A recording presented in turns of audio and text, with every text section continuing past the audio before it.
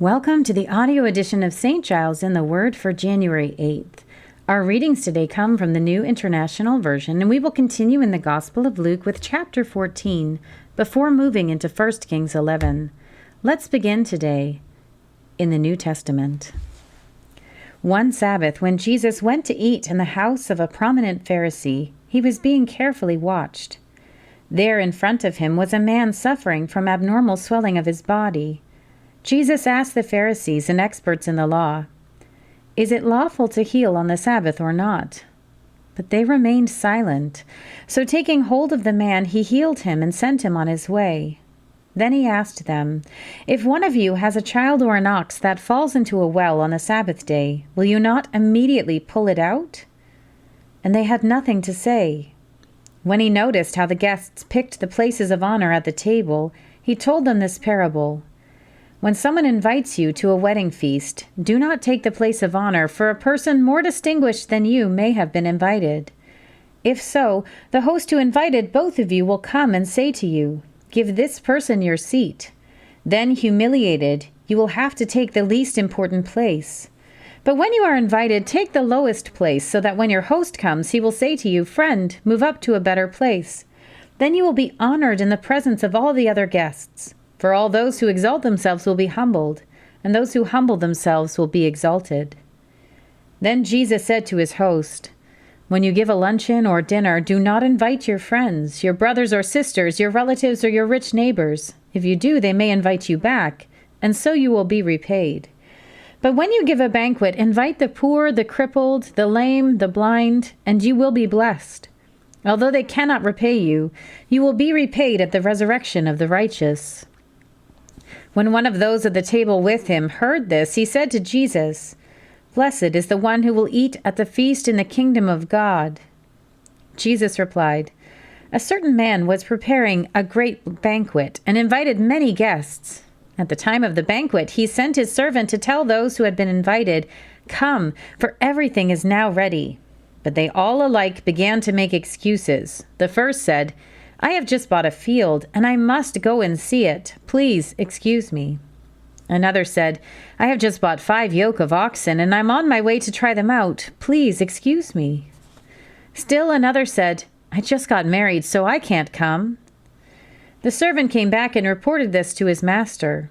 Then the owner of the house became angry and ordered his servant, 'Go out quickly into the streets and the alleys of the town, and bring in the poor and the crippled, the blind and the lame.' 'Sir,' the servant said, 'what you ordered has been done, but there is still room.' Then the master told his servant, 'Go out to the roads and country lanes and compel them to come in, so that my house will be full. I tell you, not one of those who were invited will get a taste of my banquet.' Large crowds were traveling with Jesus, and turning to them he said, 'If anyone comes to me and does not hate father and mother, wife and children, brothers and sisters, yes, even their own life, such a person cannot be my disciple. And whoever does not carry their cross and follow me cannot be my disciple. Suppose one of you wants to build a tower. Won't you first sit down and estimate the cost to see if you have enough money to complete it? For if you lay the foundation and are not able to finish it, everyone who sees it will ridicule you, saying, 'This person began to build and wasn't able to finish.' Or suppose a king is about to go to war against another king. Won't he first sit down and consider whether he is able with 10,000 men to oppose the one coming against him with 20,000? If he is not able, he will send a delegation, while the other is still a long way off and will ask for terms of peace. In the same way, those of you who do not give up everything, you cannot be my disciples. Salt is good, but if it loses its saltiness, how can it be made salty again? It is fit neither for the soil nor for the manure pile. It is thrown out. Whoever has ears to hear, let them hear." We turn now to 1 Kings. King Solomon, however, loved many foreign women besides Pharaoh's daughter: Moabites, Ammonites, Edomites, Sidonians, and Hittites. They were from nations about which the Lord had told the Israelites, "You must not intermarry with them, because they will surely turn your hearts after their gods." Nevertheless, Solomon held fast to them in love. He had 700 wives of royal birth and 300 concubines, and his wives led him astray.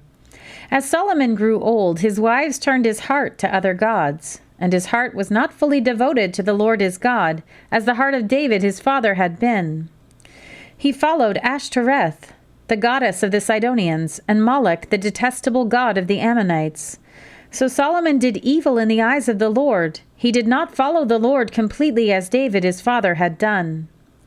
On a hill east of Jerusalem, Solomon built a high place for Chemosh, the detestable god of Moab, and for Moloch, the detestable god of the Ammonites. He did the same for all his foreign wives who burned incense and offered sacrifices to their gods. The Lord became angry with Solomon because his heart had turned away from the Lord, the God of Israel, who had appeared to him twice.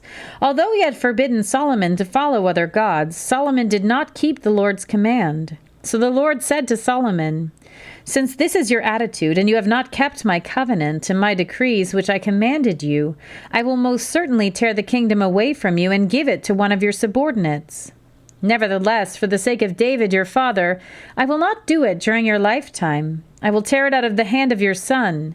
Yet I will not tear the whole kingdom from him, but will give him one tribe for the sake of David my servant, and for the sake of Jerusalem which I have chosen." Then the Lord raised up against Solomon an adversary, Hadad the Edomite, from the royal line of Edom. Earlier, when David was fighting with Edom, Joab, the commander of the army who had gone up to bury the dead, had struck down all the men in Edom. Joab and all the Israelites stayed there for 6 months until they had destroyed all the men in Edom. But Hadad, still only a boy, fled to Egypt with some Edomite officials who had served his father. They set out from Midian and went to Paran.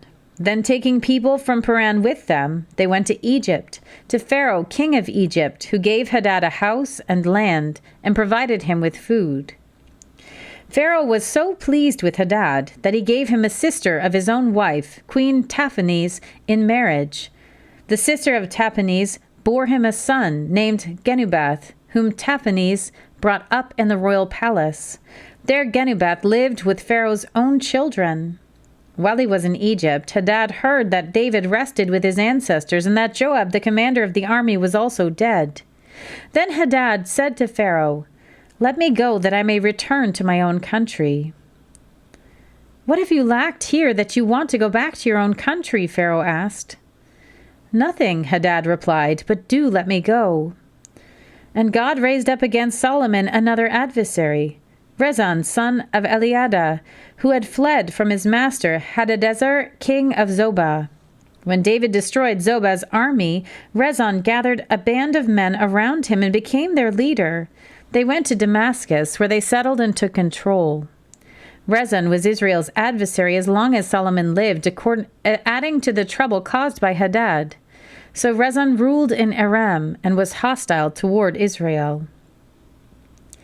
Also, Jeroboam, son of Nebat, rebelled against the king. He was one of Solomon's officials, an Ephraimite from Zeradah, and his mother was a widow named Zeruiah. Here is the account of how he rebelled against the king. Solomon had built the terraces and had filled in the gap in the wall of the city of David his father. Now Jeroboam was a man of standing, and when Solomon saw how well the young man did his work, he put him in charge of the whole labor force of the tribes of Joseph. About that time, Jeroboam was going out of Jerusalem, and Ahijah, a prophet of Shiloh, met him on the way wearing a new cloak. The two of them were alone out in the country, and Ahijah took hold of the new cloak he was wearing and tore it into 12 pieces. Then he said to Jeroboam, "Take 10 pieces for yourself, for this is what the Lord, the God of Israel, says.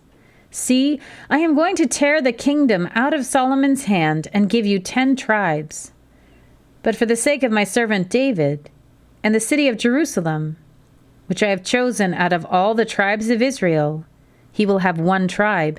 I will do this because they have forsaken me and worshipped Ashtoreth, the goddess of the Sidonians, Chemosh, the god of the Moabites, and Moloch, the god of the Ammonites, and have not walked in obedience to me, nor done what is right in my eyes, nor kept my decrees and laws as David, Solomon's father, did. But I will not take the whole kingdom out of Solomon's hand. I have made him ruler all the days of his life for the sake of David my servant, whom I chose, and who obeyed my commands and decrees. I will take the kingdom from his son's hands and give you 10 tribes. I will give one tribe to his son, so that David my servant may always have a lamp before me in Jerusalem, the city where I chose to put my name. However, as for you, I will take you, and you will rule over all that your heart desires. You will be king over Israel. If you do whatever I command you and walk in obedience to me and do what is right in my eyes by obeying my decrees and commands, as David my servant did, I will be with you. I will build you a dynasty as enduring as the one I built for David, and will give Israel to you. I will humble David's descendants because of this, but not forever. Solomon tried to kill Jeroboam, but Jeroboam fled to Egypt, to Shishak the king, and stayed there until Solomon's death. As for the other events of Solomon's reign, all he did and the wisdom he displayed, are they not written in the book of the Annals of Solomon? Solomon reigned in Jerusalem over all Israel 40 years. Then he rested with his ancestors and was buried in the city of David his father. And Rehoboam, his son, succeeded him as king. Here ends our reading for today.